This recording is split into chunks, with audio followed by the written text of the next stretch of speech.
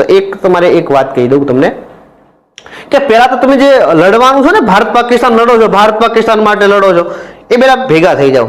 ભેગા થશો ને તો અને તો જ તમને પેલી તો સ્વતંત્રતા મળવાની છે, ભારતનું બંધારણ મળવાનું છે, બધું મળશે.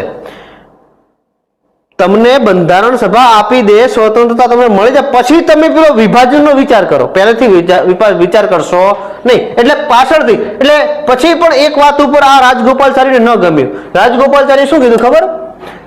કે ભારતના લોકો જે છે ને એ જનમત લેશે. શું લેશે? જનમત લે. શું લે મિત્રો? જનમત. જનમતથી જોડાશે.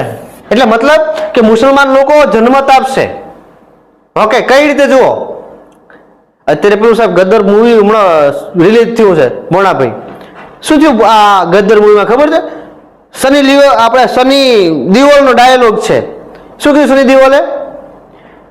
कि आपको जो परमिशन मिले ना तो आधा पाकिस्तान तो हमारे भारत में आ जाएगा, आधा से ज्यादा पाकिस्तान.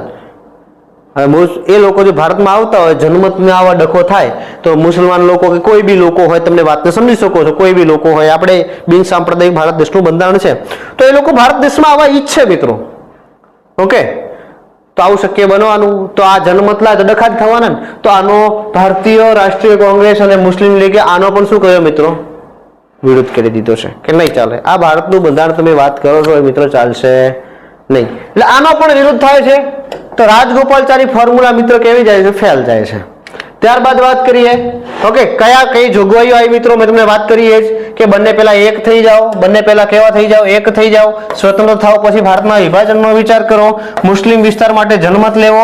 આ વાત શક્ય છે નહીં. એની મુસ્લિમ લીગ અને ઇન્ડિયન નેશનલ કોંગ્રેસે વિરોધ કર્યો, માટે આ જોગવાઈ પણ કેવી ગઈ? કેન્સલ ગઈ. આવું નહીં થાય.